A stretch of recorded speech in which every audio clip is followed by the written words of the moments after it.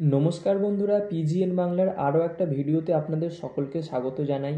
বেশ কয়েকদিন ভিডিও দিতে পারিনি, পার্সোনাল কাজে একটু ব্যস্ত ছিলাম। তারপরে মোহনবাগানের সঙ্গে কেরালার যে ম্যাচটা ছিল সেই ম্যাচটাও দেখতে গিয়েছিলাম। তো সেই সব বিভিন্ন কাজে ছিলাম, ব্যস্ত ছিলাম, সে কারণে ভিডিও আসেনি। তো আবার ভিডিও কম বেশি কন্টিনিউ হতে চলেছে। যাই হোক, আগামীকাল মোহনবাগান তাদের অ্যাওয়ে ম্যাচ খেলতে নামছে এফসি গোয়ার বিরুদ্ধে।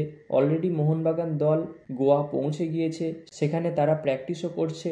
এই মুহূর্তে দল যে ফর্মে আছে সেদিক থেকে আমরা আবার একটা জয় আশা করছি। কিন্তু এই ম্যাচেও অ্যাভেলেবেল থাকবে না গ্রেগ স্টুয়ার্ট। যদিও সে দলের সঙ্গে গোয়াতে ট্রাভেল করেছে, প্র্যাকটিসও হয়তো করবে, কিন্তু দলে থাকার চান্সেস খুবই কম। আর কারেন্ট ফর্মের দিক থেকে দেখতে গেলে এফসি গোয়াও কিন্তু যথেষ্ট ভালো খেলছে। লাস্ট 5টা ম্যাচে একটাতেও হারেনি তারা। মোহনবাগানও তাই, লাস্ট 5টা ম্যাচে একটাতেও হারেনি, একটা ড্র এবং বাকি 4টেতে জিতেছে। মানে বলতে পারো দুই দল এই মুহূর্তে সেমভাবেই এগোচ্ছে।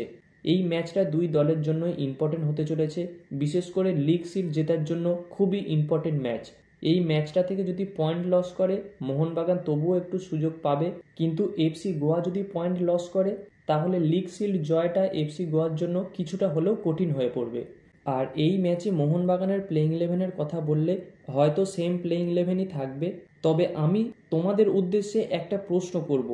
লিস্টন কোলাসো অবশ্যই ভালো খেলছে, তবে লিস্টন কোলাসোর আগে কি আশিক কুরুনিয়ানকে সুযোগ দেওয়ার সময় এসে গেছে?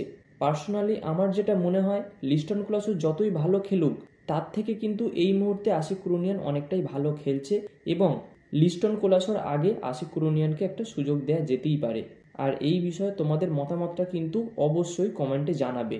এবং সঙ্গে গ্রেগ স্টুয়ার্টের না থাকার ফলে মোহনবাগান যে ফরমেশনে খেলছে, মানে কোচ মলিনা এই মোহনবাগান দলটাকে যে ফরমেশনে খেলাচ্ছে 4-2-3-1, এই ফরমেশনটাই খেললে জেমি ম্যাকলারেনকে কিন্তু খুব একটা ম্যাচে ইনভলভ থাকতে দেখা যাচ্ছে না। তার কারণ দেখো, জেমি ম্যাকলারেন হচ্ছে একজন পারফেক্ট বক্স স্ট্রাইকার। তাকে বল সাপ্লাই ঠিকঠাক দিতে পারলে সে গোল করবে। 10টা বল সাপ্লাই দাও, সে 8টা বল গোল করবেই। এই রকম ধরনের প্লেয়ার জেমি ম্যাকলারেন। আর আইএসএল এর প্রত্যেকটা দল জেনে গেছে এই মোহনবাগান দলের সবথেকে শক্তি কোন জায়গাটা, সেটা হলো দুই উইং, লিস্টন কোলাসো এবং মনভীর সিং। এই দুটো প্লেয়ারকে যদি আটকে দেওয়া যায় তাহলে কিন্তু ম্যাকলারেনের জন্য বল সাপ্লাই লাইনটা বন্ধ হয়ে যাবে, যার ফলে ম্যাকলারেন গোল পাবে না। এবং সেইভাবে পেত্রাতোস ফর্মেও নেই, তাই পেত্রাতোসও কিন্তু স্ট্রাইকারকে বল সেইভাবে সাপ্লাই করতে পারছে না। মানে পিং পয়েন্ট ডেলিভারি, ডিফেন্স চেরা পাস যাকে বলে, সেই পাস কিন্তু এখনো পেত্রাতোসের থেকে দেখা যাচ্ছে না। অ্যাকচুয়ালি কি, পেত্রাতোস কিন্তু সেকেন্ড স্ট্রাইকার, মানে যে ফার্স্ট স্ট্রাইকার থাকবে তার পেছন থেকে অপারেট করবে। আর সেই পেত্রাতোসকে খেলানো হচ্ছে অ্যাটাকিং মিডফিল্ডার পজিশনে। মানে এই 4-2-3-1 ফরমেশনে পেত্রাতোস কিন্তু খুব একটা শ্যুট করছে না।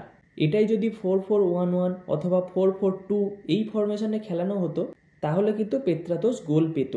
তবে এখনও পর্যন্ত আইএসএল এর এই মরশুমে গোল করার ক্ষেত্রে সবথেকে বেশি চান্স ক্রিয়েট করেছে দিমিত্রি পেত্রাতোস। তো যাই হোক বন্ধুরা, এই ভিডিওর মাধ্যমে আমি কিছুটা আমার পার্সোনাল মতামত তোমাদের সঙ্গে শেয়ার করলাম। আর এই বিষয়ে যদি তোমাদের কোনো মতামত থাকে তোমরা কমেন্টে জানাতে পারো। তো গাইস, এই ছিল আজকের আপডেট। ভিডিওটা ভালো লাগলে লাইক এবং শেয়ার করে দিও। দেখা হচ্ছে পরবর্তী ভিডিওতে। Bye bye.